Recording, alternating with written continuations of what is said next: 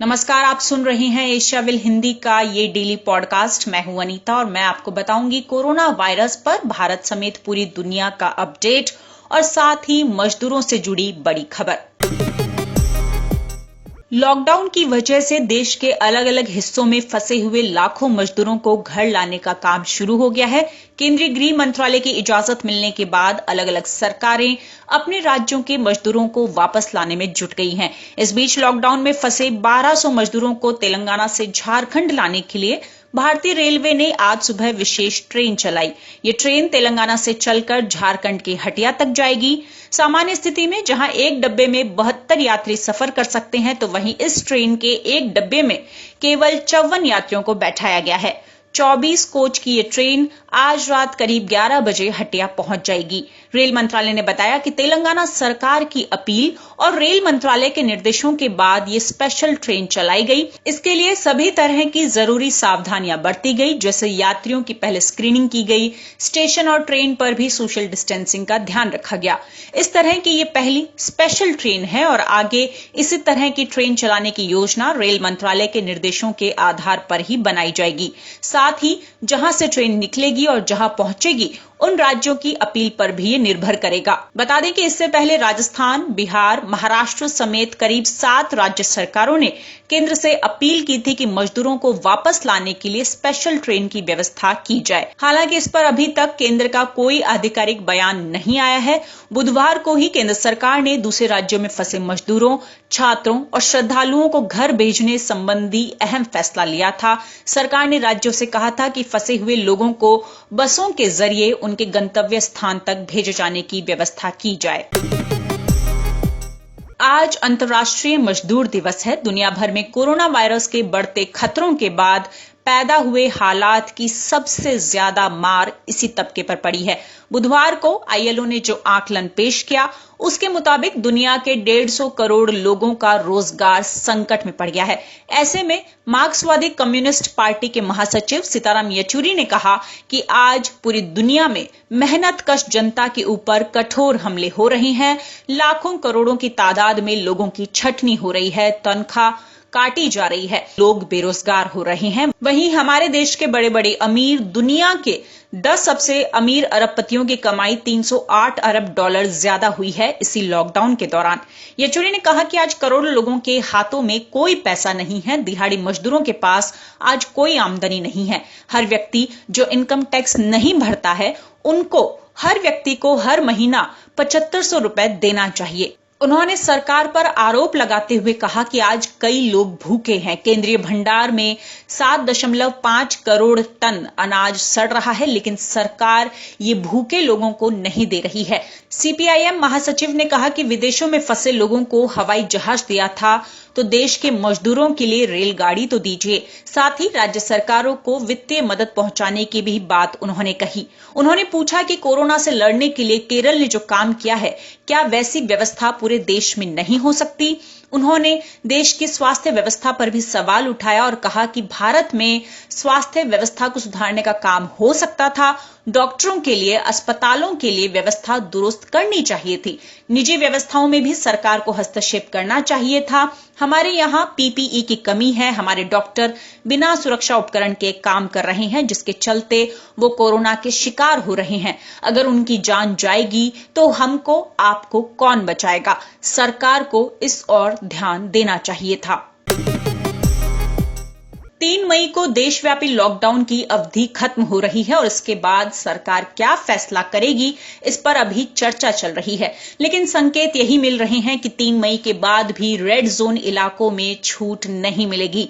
देश में अभी भी जिले रेड, ग्रीन और ऑरेंज जोन में बटे हुए हैं। सरकार लगातार हालात की समीक्षा कर इनके लिस्ट को अपडेट कर रही है। पिछले 15 दिनों में देश में कोरोना के हॉटस्पॉट या रेड जोन की संख्या में 23% की कमी हुई है। सरकार की ओर से बताया गया है कि 15 अप्रैल को देश में 170 रेड जोन थे, जो 30 अप्रैल को 130 रह गए। वहीं देश में ऑरेंज जोन बढ़ गए हैं, ये 207 से 284 हो गए हैं।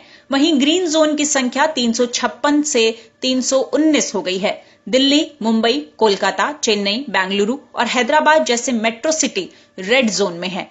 अब सरकार ने जोन की संख्या और वर्गीकरण का तरीका बदला है। अब 21 दिन तक कोई केस नहीं आए तो जिला रेड से ग्रीन जोन में चला जाएगा।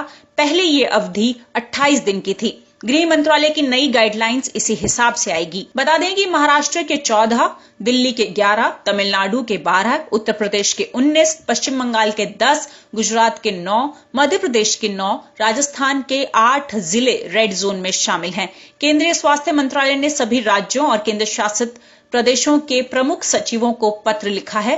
पत्र में इस बात का जिक्र किया गया है कि रेड और ऑरेंज जोन में कोरोना की चेन को रोकने के लिए कंटेनमेंट एरिया में प्रभावी कदमों को सुनिश्चित किया जाए। साथ ही संदिग्ध इलाकों में डोर टू डोर स्क्रीनिंग की जाए और कोरोना संक्रमितों की पहचान कर उन्हें जल्द से जल्द आइसोलेट किया जाए।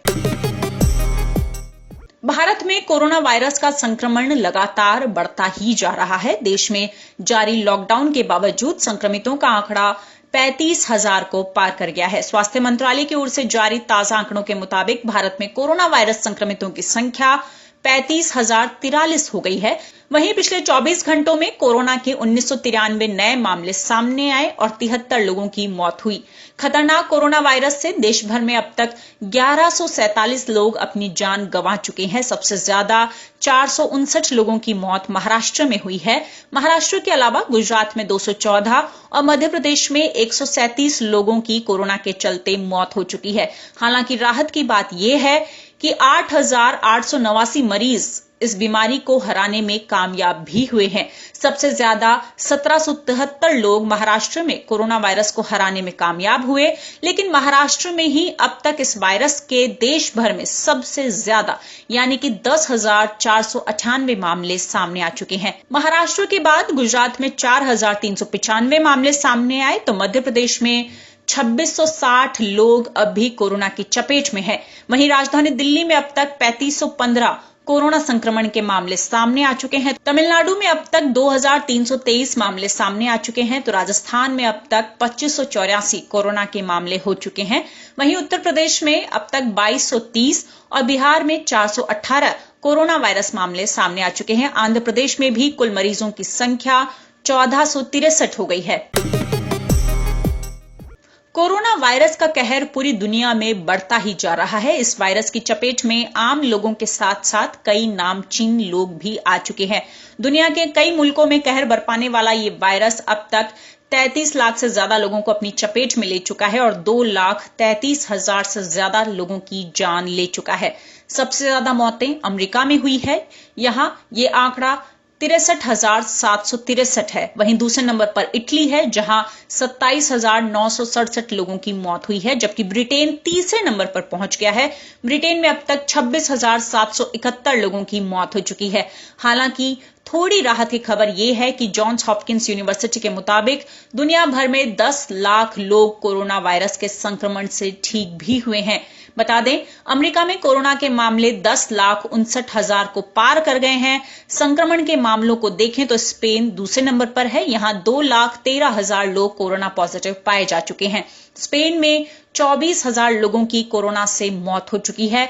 जर्मनी में 1,60,000 लोग कोरोना की चपेट में आ चुके हैं और यहां मरने वालों का आंकड़ा 6,000 को पार कर गया है। तो वहीं रूस में कोरोना का प्रकोप जारी है। यहां पिछले 24 घंटों में कोरोना के 7,099 नए मामले सामने आए, जिसके बाद देश में संक्रमितों की संख्या 1,06,000 को पार कर गई, जबकि 1,073 लोगों की मौत हो चुकी है। रूस के प्रधानमंत्री मिखाइल मिशुस्तिन भी कोरोना वायरस से संक्रमित पाए गए हैं। वहीं ब्राजील में कोरोना संक्रमण के मामले 85,000 को पार कर गए हैं। ये थी इस डेली पॉडकास्ट की अभी तक की 5 बड़ी खबरें। देश और दुनिया की बाकी खबरें देखने, पढ़ने और सुनने के लिए आप बने रहिए एशियाविल हिंदी के साथ। नमस्कार।